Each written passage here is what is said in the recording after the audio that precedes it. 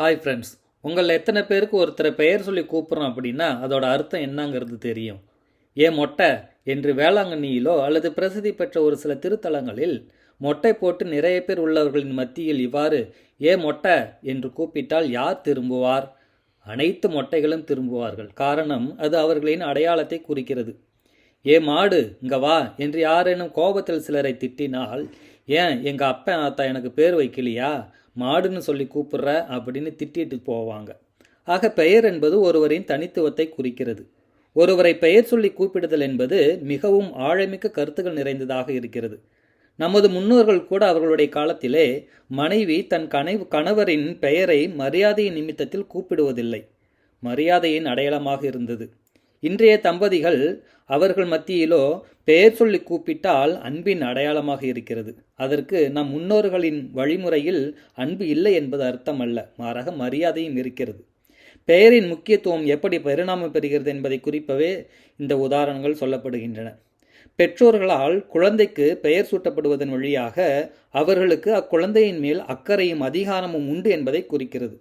ஒருவர் மற்றவரை பெயர் சொல்லி அழைத்தால் அவருக்கு நாம் தெரிந்தவராக இருக்கிறோம் என்பதை குறிக்கிறது. பெயர் சொல்லி அழைத்தல் என்பது ஒரு வகை உறவு நிலையை குறிக்கிறது.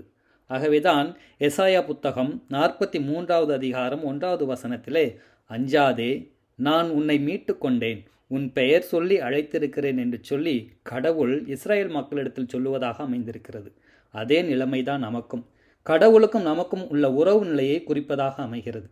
இறைவன் நம்மை பெயர் சொல்லி அழைக்கின்றார் என்றால் இறைவன் நம்மோடு உறவு கொண்டாடுகிறார் என்பது பொருளாகிறது.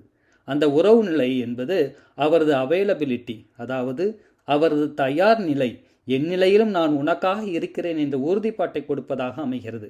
ஐ ஆம் வித் யூ ஆல்வேஸ் என்று சொல்லுவதாக அமைகிறது. இப்பொழுது புரிகிறதா? இயேசு என்றால் கடவுள் நம்மோடு, இம்மானுவேல் என்றால் இயேசு என்று பொருள். இயேசு என்ற பெயருக்கு கடவுள் நம்மோடு இருக்கிறார் என்பது பொருளாகிறது. அப்படியென்றால் நாமும் இயேசுவோடு உள்ள உறவை கொண்டாட, அன்பை வெளிப்படுத்த, உரிமையை காண்பிக்க இயேசுவே என்று பெயர் சொல்லி அவரை அழைத்து கூப்பிட்டு வேண்டுவோம். ஏனென்றால் பெயர் சொல்லி அழைப்பதில் உறவு நிலை புதுப்பிக்கப்படுகிறது, அன்பு வலிமை பெறுகிறது. இப்போ புரியுதுங்களா? ஒருத்தரை பெயர் சொல்லி கூப்பிட்டு அதோட அர்த்தம் என்னங்கிறது. நன்றி.